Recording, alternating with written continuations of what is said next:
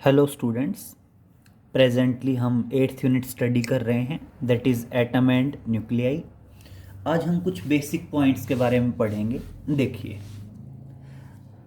सारे points note में डाल लेंगे। सबसे पहले बात करते हैं atomic mass unit.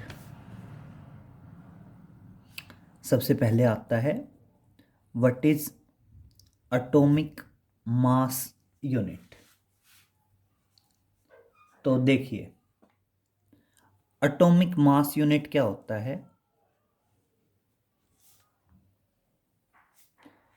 Atomic mass unit को शॉर्ट में बोलते हैं that is AMU, atomic mass unit. कैसे डिफाइन करेंगे बेटा? एटॉमिक मास यूनिट होता है, it is defined as the 1/12 of mass of one carbon atom. तो देखिए क्या बताएंगे,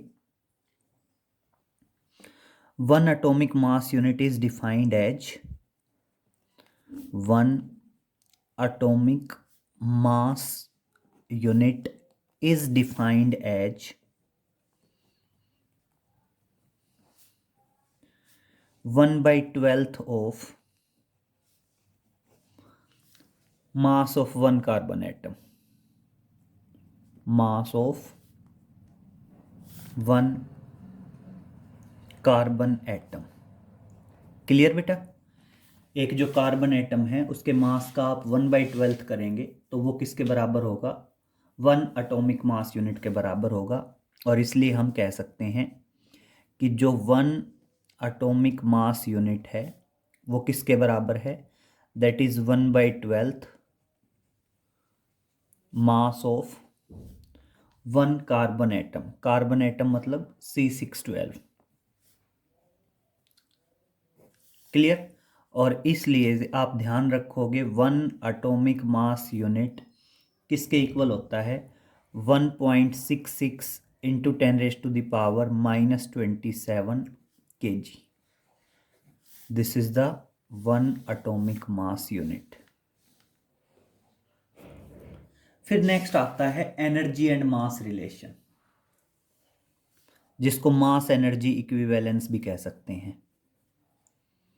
मास एनर्जी रिलेशन कह दीजिए, या इसको कह सकते हैं that is mass energy equivalence.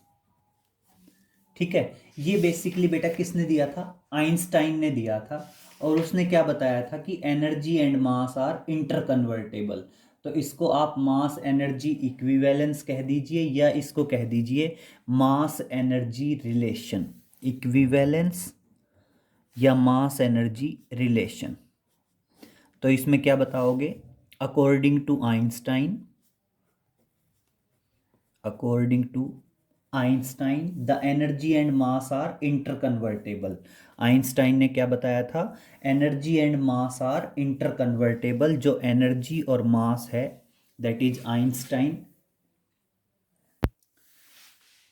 According to Einstein the energy and mass are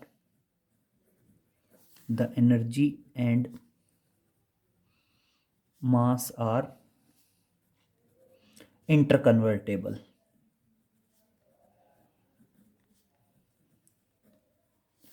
and relation था E is equal to mc²। E energy को रिप्रेजेंट कर रहा है और m किसको रिप्रेजेंट कर रहा है? मास को। और c किसको रिप्रेजेंट कर रहा है? स्पीड ऑफ लाइट को। ठीक है, तो अगर मैं कहता हूं कि वन एटॉमिक मास यूनिट का एनर्जी इक्विवेलेंस कैलकुलेट करना है, आप सिंपल कहते हैं energy equivalence of one atomic mass unit. तो देखिए, अगर मैं कह दूं मास किसके बराबर है? वन एटॉमिक मास यूनिट के बराबर है। मतलब किसके बराबर है? 1.66 इंटू 10⁻⁻27 kg के बराबर है। और उसके लिए एनर्जी निकालनी है। तो देखिए, उसके लिए एनर्जी कितनी आ जाएगी?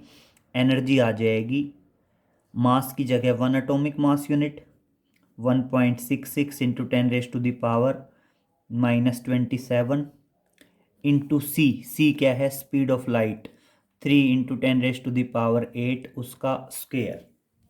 जब आप इसको सोल्व करोगे तो ये एनर्जी आएगी near about, that is 1.49 into 10⁻⁻10 joule के इक्वल आएगी, 10⁻⁻10, and that will be in joule. अगर आप इसको इलेक्ट्रॉन वोल्ट में कन्वर्ट करोगे तो ये एनर्जी इलेक्ट्रॉन वोल्ट में आएगी nearly equal to 931 million electron volt. और इसलिए ध्यान रखेंगे कि आपका जो 1 एटॉमिक मास यूनिट है, 1 atomic mass unit nearly equal to होता है 931 मिलियन इलेक्ट्रॉन वोल्ट एनर्जी।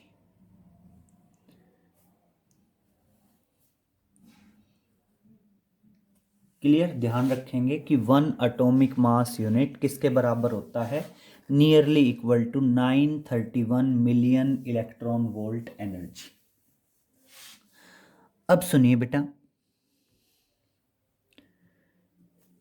फिर एक आया that is proton neutron hypothesis. तो देखिए, एक आया proton neutron hypothesis, neutron hypothesis. Proton neutron hypothesis में क्या बताया गया? प्रोटॉन न्यूट्रॉन हाइपोथेसिस में बताया गया कि न्यूक्लियस के अंदर प्रोटॉन और न्यूट्रॉन एग्जिस्ट करते हैं। According to this hypothesis, according to this hypothesis, protons and neutrons exist within the nucleus। बेटा जो प्रोटॉन और न्यूट्रॉन है, protons and neutrons are inside the nucleus, inside the nucleus, and electrons are revolving around the nucleus in different orbitals, in different orbitals। और सुनिए, यहां definition दी गई atomic number की, यहां डेफिनेशन दी गई किसकी? एटॉमिक नंबर की। और एटॉमिक नंबर को डिफाइन किया गया जेड से। और एटॉमिक नंबर क्या बताया गया? एटॉमिक नंबर बताया गया it is defined as the number of protons present inside the nucleus in an atom. It is defined as the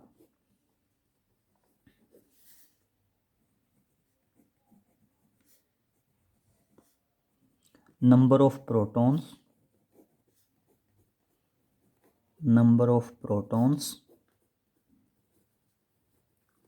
present in the nucleus,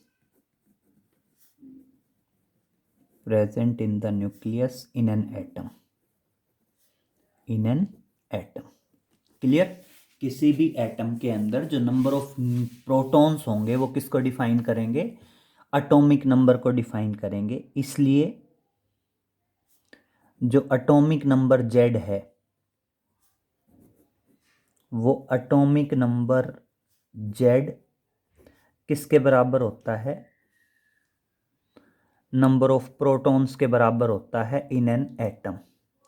और आपने ये पढ़ा है कि किसी एटम के अंदर जितने नंबर ऑफ प्रोटॉन्स होते हैं उतने ही नंबर ऑफ इलेक्ट्रॉन्स होते हैं। और इसलिए हम एटॉमिक नंबर क्या कह सकते हैं? नंबर ऑफ प्रोटॉन्स भी बता देते हैं या नंबर ऑफ इलेक्ट्रॉन्स भी बता देते हैं। दूसरा आता है मास नंबर। बेटा मास नंबर को हम जनरली कैपिटल ए से डिनोट करते हैं। और मास नंबर को कैसे डिफाइन करेंगे? it is defined as the sum of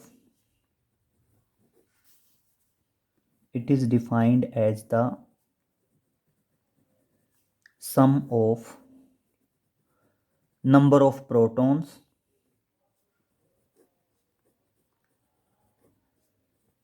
and number of neutrons and number of neutrons। Clear? तो ध्यान रखेंगे जो मास नंबर है, आपका जो मास नंबर है ए, वो मास नंबर ए बराबर होता है that is number of protons और प्लस कर दीजिए नंबर ऑफ न्यूट्रॉन्स, प्लस कर दीजिए नंबर ऑफ न्यूट्रॉन्स। क्लियर? और बेसिकली इनको बोल सकते हैं नंबर ऑफ न्यूक्लियॉन्स। ये एक वर्ड ध्यान रखना, न्यूक्लियॉन्स। जैसे आप समझिए, हम जनरली कहते हैं कि क्लास के अंदर बॉयज़ भी होते हैं, गर्ल्स भी, कंबाइंडली स्टूडेंट्स बोल सकते हैं। वैसे ही न्यूक्लियस के अंदर प्रोटॉन्स भी होते हैं और न्यूट्रॉन्स भी होते हैं, और कंबाइंडली क्या बोल सकते हैं? न्यूक्लियॉन्स बोल सकते हैं। तो अगर मैं न्यूक्लियॉन कहूं तो इट मीन्स न्यूक्लियॉन क्या होता है? प्रोटॉन को भी रिप्रेजेंट कर सकता है और आपके न्यूट्रॉन को भी रिप्रेजेंट कर सकता है इनसाइड द न्यूक्लियस। ध्यान रहेगा। आप ध्यान रखना कि Z एटॉमिक नंबर है, A मास नंबर है। फिर हमेशा ध्यान रखेंगे बेसिकली तीन चीज़ें होती हैं। आपका जो नंबर ऑफ प्रोटॉन्स है वो नंबर ऑफ प्रोटॉन्स Z के बराबर होगा। Z मतलब atomic number. Number of electrons भी Z के बराबर होंगे। और अगर नंबर ऑफ न्यूट्रॉन्स की बात आई, अगर बात आई नंबर ऑफ न्यूट्रॉन्स की, तो नंबर ऑफ न्यूट्रॉन्स बराबर होंगे A minus Z, that is mass number minus atomic number. Clear? अब देखिए नेक्स्ट पे चलते हैं। नेक्स्ट एक आता है बेटा, हम बात करते हैं तीन चीजों की, that is isotope, isobar and isotone. Clear? तो देखिए बात करते हैं। दैट इज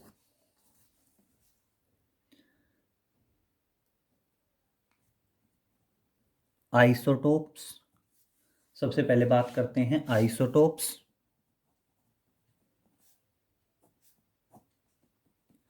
एक होता है isobars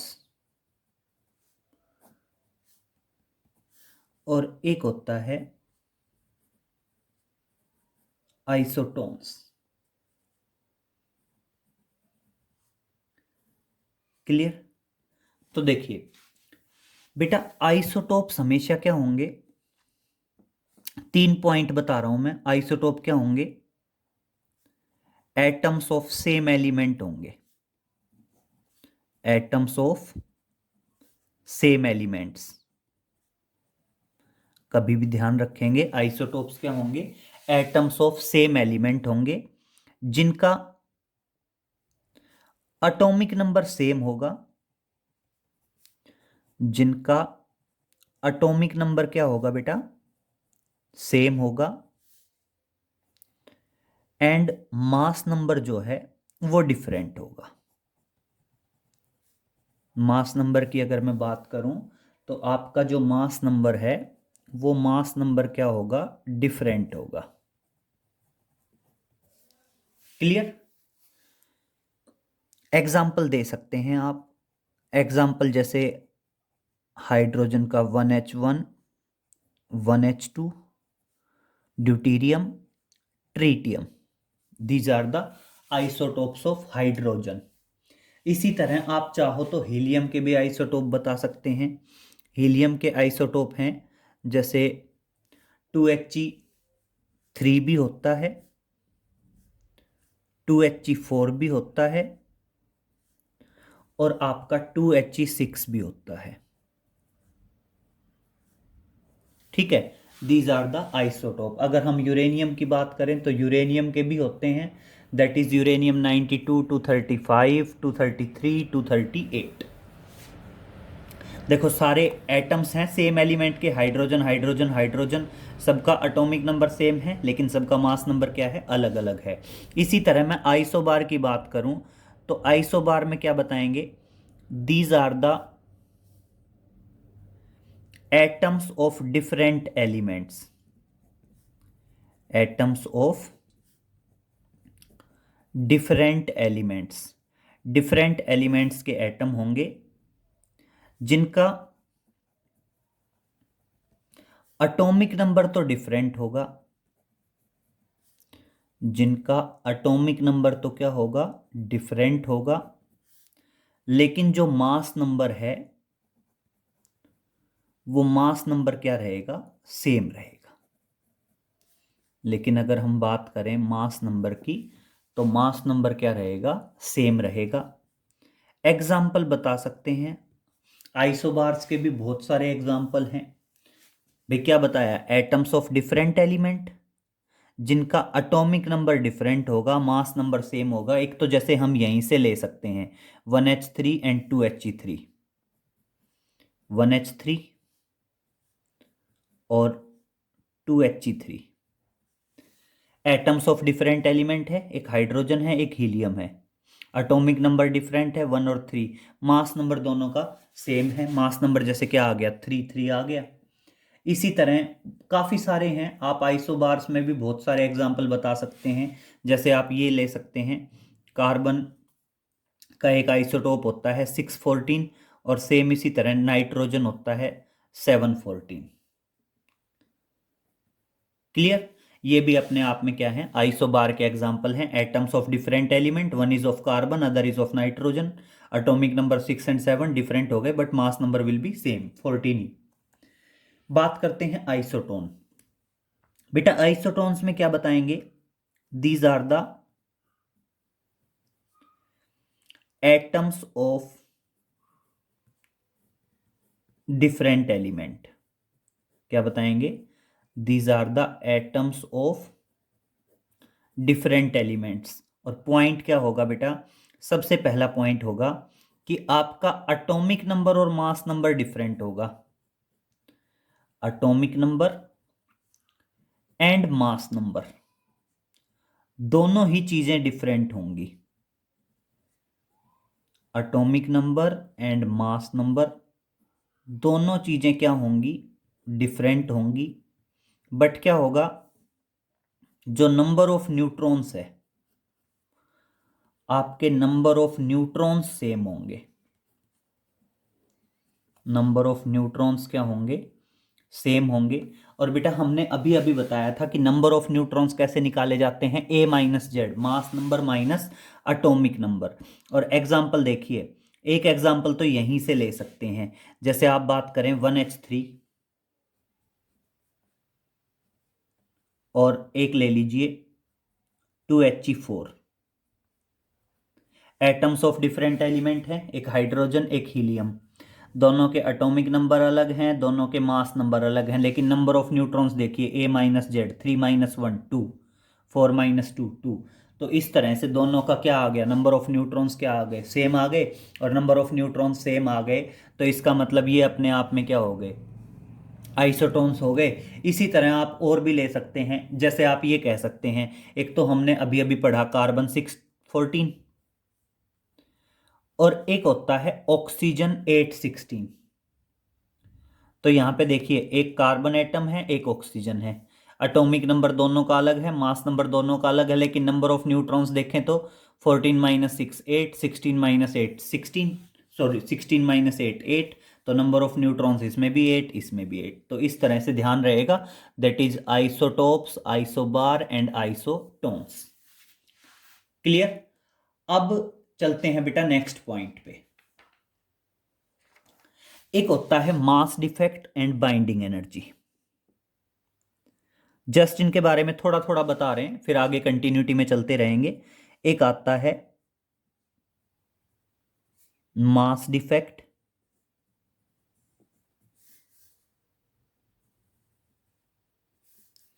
and binding energy, and binding energy. अब सुनिए मास डिफेक्ट और बाइंडिंग एनर्जी क्या है। बेसिकली किसी न्यूक्लियस के अंदर जब प्रोटॉन्स और न्यूट्रॉन्स, देखो इतना आपको पता है कि किसी भी न्यूक्लियस के अंदर प्रोटॉन्स भी होते हैं और न्यूट्रॉन्स भी होते हैं। अगर बेटा मैं बात करूं, भाई न्यूक्लियस के अंदर अगर प्रोटॉन्स और न्यूट्रॉन्स हैं तो इसका मतलब जो न्यूक्लियस का मास है वो बेसिकली प्रोटॉन्स और न्यूट्रॉन्स के मास के सम के बराबर आना चाहिए, लेकिन वो कुछ कम है। ऐसा क्यों होता है? क्योंकि जब प्रोटॉन्स और न्यूट्रॉन्स नजदीक आके न्यूक्लियस बनाते हैं तो कुछ मास एनर्जी में कन्वर्ट हो जाता है। उस मास को बोलते हैं mass defect, and that particular energy is known as binding energy. मतलब मैंने सिंपल क्या बताया, जब प्रोटॉन्स और न्यूट्रॉन्स, मान लीजिए प्रोटॉन है और न्यूट्रॉन्स है, कंबाइंड होके न्यूक्लियस बनाते हैं, उस टाइम पे कुछ मास एनर्जी में कन्वर्ट हो जाता है। That particular mass is known as mass defect, and that particular energy is known as binding energy. तो देखिए क्या बताएंगे, when protons and neutrons, when protons and neutrons combined to form the nucleus, to form the nucleus, at that time, at that time some mass is converted into energy, some mass is converted into energy. That mass is known as mass defect. Then that mass is known as mass defect, and that energy is known as, and that energy is known as binding energy. और उस energy को क्या बता दिया जाएगा बेटा, binding energy बता दिया जाएगा। क्लियर? और अब देखिए मास डिफेक्ट क्या होता है, मास डिफेक्ट डेल्टा एम। बेटा क्या करो, सारे प्रोटॉन्स का मास ले लो, एक प्रोटॉन का मास mp, total number of protons क्या होते हैं z, तो सारे प्रोटॉन्स का मास क्या आया ZMP। सारे न्यूट्रॉन्स का मास ले लो, नंबर ऑफ न्यूट्रॉन्स क्या होते हैं A-Z, और एक न्यूट्रॉन का मास ले लीजिए m×n। सारे प्रोटॉन्स का मास लिया, सारे न्यूट्रॉन्स का मास लिया, दोनों को जोड़ दिया, और न्यूक्लियस का मास इससे कुछ कम होता है M, मास ऑफ न्यूक्लियस। ये आ जाएगा मास डिफेक्ट। क्लियर? तो ध्यान रखोगे MP क्या है, mass of one proton, mass of one proton. M small n क्या है, मास ऑफ वन न्यूट्रॉन। और N क्या है, that is mass of nucleus. क्या है, that is mass of nucleus. आप सिंपल कह सकते हैं कि ये किसका मास आ गया, न्यूक्लियस का मास आ गया। अब अगर मैं बात करूं बाइंडिंग एनर्जी की, दैट इज बाइंडिंग एनर्जी। तो बेटा binding energy mass energy relation से निकाल सकते हैं। आपने पढ़ा था एनर्जी किसके बराबर होता है, mass into speed of light. तो आप क्या करोगे, मास डिफेक्ट और इंटू c² कर दो, तो वो अपने आप में क्या आ जाएगी, बाइंडिंग एनर्जी आ जाएगी। और इस तरह से देखिए आपकी बाइंडिंग एनर्जी आ सकती है, that is ZMP plus A minus Z into mass of neutron minus mass of nucleus, और इसको क्या कर दो, सी स्क्वायर से मल्टीप्लाई कर दो, that is speed of light. और अब समझिए, अगर मैं इसमें मास ऑफ इलेक्ट्रॉन्स घटा दूं, मास ऑफ इलेक्ट्रॉन्स जोड़ दूं, तो मैं इसको एक रिजल्ट और लिख सकता हूं, ये भी है। और दूसरा आप ध्यान रखना, बाइंडिंग एनर्जी को हम ऐसे भी एक्सप्रेस कर सकते हैं कि बाइंडिंग एनर्जी बराबर हो सकती है, that is mass of hydrogen atom Z into mass of hydrogen atom, plus ये सेम रहने वाला है A minus Z into mass of neutron, और मास ऑफ न्यूक्लियस की बजाय हम कह देंगे mass of the atom. Atom मतलब एक्स जेड ए, जो भी पर्टिकुलर एटम है, और इंटू क्या आ जाएगा, सी स्क्वायर आ जाएगा। ये दोनों ही रिजल्ट हैं बाइंडिंग एनर्जी के। इनको ध्यान रखेंगे डायरेक्ट थोड़ा सा, क्योंकि छोटे छोटे से टॉपिक हैं, आपने थोड़ा सा इनको कंक्लूड करके रखना है। अब देखिए नेक्स्ट पे आते हैं। 2 पॉइंट हैं, ये काफी इंपॉर्टेंट हैं। एक पॉइंट तो आएगा आपका न्यूक्लियर साइज, और एक पॉइंट आएगा आपका न्यूक्लियर डेंसिटी। तो सबसे पहले मैं बात करता हूं न्यूक्लियर साइज की। तो देखिए पहला है दैट इज न्यूक्लियर साइज, और फिर एक आएगा न्यूक्लियर डेंसिटी। तो न्यूक्लियर साइज क्या बताओगे आप? न्यूक्लियर साइज में आप सिंपल कह देंगे, न्यूक्लियर साइज के लिए आप बताएंगे कि जो आपका वॉल्यूम ऑफ न्यूक्लियस है, that is volume of nucleus, वो आपका डायरेक्टली प्रोपोर्शनल होता है मास नंबर के। डायरेक्टली प्रोपोर्शनल होगा किसके? Mass number.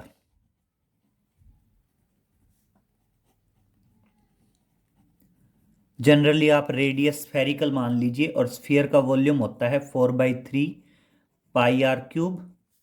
Directly proportional to mass number को ए से लिखते हैं, और इसका मतलब 4 कांस्टेंट, 3 कांस्टेंट, पाई कांस्टेंट, इसका मतलब आर क्यूब क्या आ गया? डायरेक्टली प्रोपोर्शनल टू ए आ गया।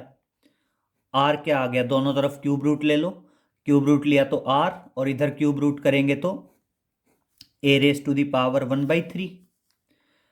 और बेटा प्रोपोर्शनलिटी कांस्टेंट मान लीजिए आर नॉट, और ए रेस टू द पावर 1/3 आ गया। और ये न्यूक्लियर रेडियस है। क्लियर? और यहां पे जो आर नोट है इसको क्या बोलते हैं? That is empirical constant. यहां पे जो आर नोट है वो बेसिकली 1.2 फर्मी के बराबर है। हम इसको कह देते हैं 1.2 फर्मी, या बेसिकली होता है 1.2 इंटू 10⁻⁻15 मीटर। और इसको क्या कहा जाता है? That is empirical constant. That is empirical constant.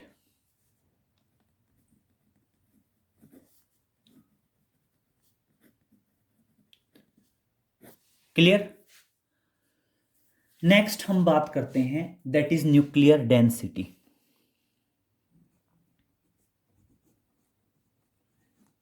Next पे आते हैं that is nuclear density.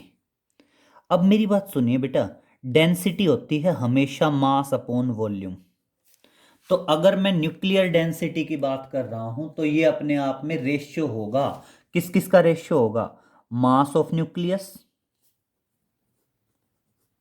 That is mass of nucleus, और डिवाइडेड बाय क्या हो जाएगा?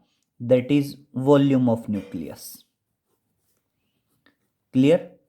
मास of nucleus divided by the volume of nucleus. और बेटा न्यूक्लियर डेंसिटी को मान लीजिए रो से डिनोट करते हैं। बेटा मास ऑफ न्यूक्लियस क्या आएगा? मास ऑफ न्यूक्लियस आ जाएगा, आप ये मान लीजिए न्यूक्लियस के अंदर प्रोटॉन और न्यूट्रॉन्स होते हैं, दोनों का मास नियर अबाउट सेम होता है। एक प्रोटॉन या एक न्यूट्रॉन का मास मान लीजिए m, और टोटल नंबर ऑफ होते हैं कितने हैं? a। तो इसलिए आपके न्यूक्लियस का टोटल मास क्या आ जाएगा? आपके न्यूक्लियस का टोटल मास आ जाएगा m इंटू ए। वॉल्यूम की बात करें तो वॉल्यूम क्या आएगा? 4/3 पाई आर क्यूब। फिर आप रेफरेंस दे देंगे कि आपका आर किसके बराबर है, R naught into A raise to the power 1/3 के बराबर है। देखिए इस तरह से rho is equal to M A upon 4/3 pi R cube की जगह क्या आ जाएगा, आर नोट का cube, A raise to the power 1/3 है, क्यूब करेंगे तो ए से ए कैंसिल, 3 पलट के ऊपर आ जाएगा और डेंसिटी क्या आ जाएगी 3m upon 4 pi R nought क्या क्यूब। ये अपने आप में डेंसिटी आई। और अब यहां पे देखिए सारी चीजें कांस्टेंट है। m क्या है, मास ऑफ प्रोटॉन या न्यूट्रॉन, वो कांस्टेंट है। पाई की वैल्यू 3.14 वो कांस्टेंट है। R nought empirical constant 1.2 fermi, ये भी कांस्टेंट है। और अब आप सबकी जब वैल्यू रखेंगे तो ये डेंसिटी नियर अबाउट आ जाती है 2.29 इंटू 10⁻17 किलोग्राम पर मीटर क्यूब। और इसलिए हम कहते हैं बेटा जो न्यूक्लियर डेंसिटी है वो नियर अबाउट सेम है, जो न्यूक्लियर डेंसिटी है वो नियर अबाउट सेम है। अब देखिए मैं दोनों पे एक एक पॉइंट करवा रहा हूं, नोट में डालेंगे, देखना दोनों में बता रहा हूं। मैं कहता हूं the mass ratio of two atoms, मान लीजिए मैं आपको सिंपल कह रहा हूं the mass ratio of two atoms is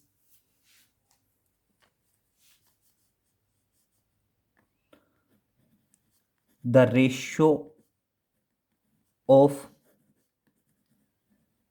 mass numbers of two atoms is 1:9. What will be the radius ratio? What will be the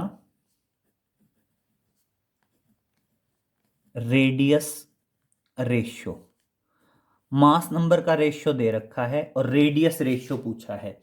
अब देखिए आप सिंपल ये कहते हैं रेडियस जो है वो डायरेक्टली प्रोपोर्शनल है mass number raise to the power 3, और इसलिए आप ये कह सकते हैं कि अगर रेडियस का रेशियो निकालना है R1:R2 वो किसके बराबर होगा, that is A1:A2 mass number का रेशियो, और उसका क्या होगा क्यूब रूट। तो देखना क्या आएगा 1:9 का क्यूब रूट। अब देखिए 9 का क्यूब रूट थोड़ा सा मुश्किल हो जाएगा, तो इसको ऐसा कर लेते हैं 27 कर लेते हैं, या मान लीजिए 8 कर लेते हैं कि आपका मास नंबर का रेशियो क्या है 1:8 है। ठीक है, और 1:8 है तो हम किसका रेशियो पूछ रहे हैं, रेडियस का रेशियो पूछ रहे हैं, तो 1:8 का क्यूब रूट, और क्या आ जाएगा कुल मिला के 1 का क्यूब रूट 1, 8 का क्यूब रूट 2, तो रेडियस का रेशियो क्या आएगा 1:2 आएगा। और सेम क्वेश्चन मैं यहां पे दे रहा हूं the ratio of mass number, the ratio of mass number of two atoms is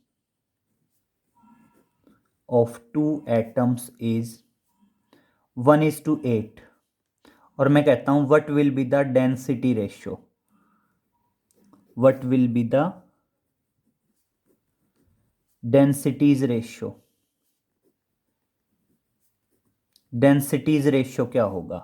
तो आप सिंपल कहते हो बेटा डेंसिटी का जो रिजल्ट है वो कभी भी मास नंबर पे डिपेंड करता ही नहीं है, और इसलिए आप ध्यान रखोगे what ever be the radius ratio, what ever be the mass ratio, the density ratio will be 1:1।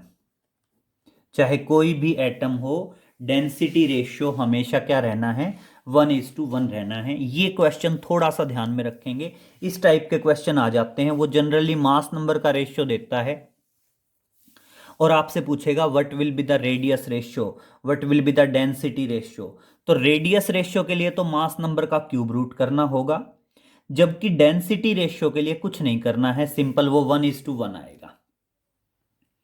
Clear? तो इतना कर लेंगे बेटा, बाकी आगे नेक्स्ट लेक्चर में मिलते हैं। Okay, thank you.